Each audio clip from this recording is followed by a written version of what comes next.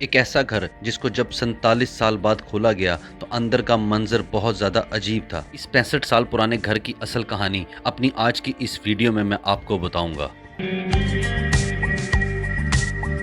سفک county امریکہ میں ایک جگہ ہے، یہاں پر تقریباً 65 سال پہلے ایک عورت رہا کرتی تھی اور اس عورت کا نام میرین کال تھا۔ میرین ایک بہت بڑے فارم ہاؤس پہ بالکل تنہا رہا کرتی تھی اور یہ فارم ہاؤس تقریباً 9 ایکڑ کے رقبے پر پھیلا ہوا تھا۔ اس عورت کی کوئی اولاد نہیں تھی اور اس کے شوہر کی بھی موت ہو چکی تھی۔ 1968 میں میرین کی بھی ڈیتھ ہو گئی تھی اور اپنی موت سے پہلے اس عورت نے یہ فارم ہاؤس وہاں کی حکومت کو ڈونیٹ کر دیا تھا۔ اس عورت کی یہ خواہش تھی کہ یہاں پر ایک سکول بنایا جائے اور اس کی موت کے بعد اس کے فارم ہاؤس پہ موجود اس گھر کو ہمیشہ کے لیے بند کر دیا گیا تھا اور اس کو کبھی نہیں کھولا گیا۔ وہاں کی حکومت نے اس فارم ہاؤس کو تو استعمال کیا لیکن اس گھر کو کبھی نہیں کھولا۔ وقت گزرنے کے ساتھ ساتھ اس گھر کی حالت بہت زیادہ خراب ہوتی چلی گئی اور کچھ عرصے بعد میرین کے رشتہ داروں نے حکومت کے اوپر کیس کر دیا کہ حکومت نے اس گھر کا خیال نہیں رکھا اور یہ گھر بہت زیادہ خراب ہو چکا ہے۔ یہ تمام لوگ اس فارم ہاؤس کو واپس حاصل کرنا چاہتے تھے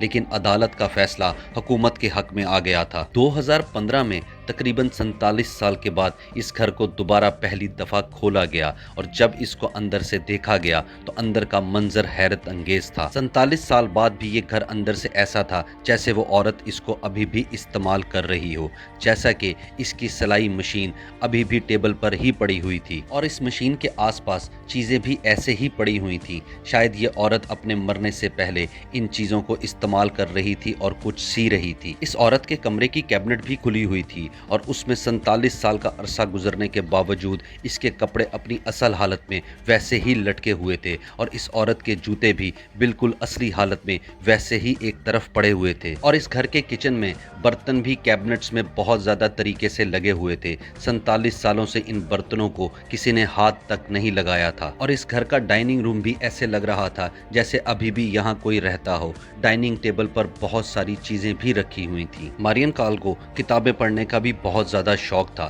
ایک بک شیلف میں اس کی بہت ساری کتابیں بھی پڑی ہوئی تھیں اور شاید مرنے سے پہلے ان کتابوں کو یہ پڑھ رہی تھی۔ ٹیبل پر اس کی فیملی کی پکچرز بھی پڑی ہوئی تھیں۔ 47 سال کا عرصہ گزرنے کے باوجود اس گھر کی حالت تو خستہ ہو چکی تھی لیکن اس کے اندر کی چیزیں ایسی تھیں جیسے ان کو کسی نے فریز کر دیا ہو۔ 47 سال سے ایک چائے کا کپ بھی ٹیبل پر ایسے ہی پڑا ہوا تھا جیسے اس کو ابھی بھی کوئی استعمال کرتا ہو۔ شاید یہ عورت اس میں کبھی چائے پیا کرتی ہوگی۔ اس گھر کے اندر دروازیں بھی کھلی ہوئی تھیں اور ان میں سے کپڑے باہر آ رہے تھے۔ 47 سال بعد اس گھر کو صرف ایک دفعہ ہی کھولا گیا تھا اور اس کے اندر صرف ایک فوٹوگرافر کو جانے کی اجازت ملی تھی جس نے اس گھر کے اندر کی تمام تصویریں لی تھیں۔ یہ گھر آج بھی ہمیشہ کے لیے بند پڑا ہے۔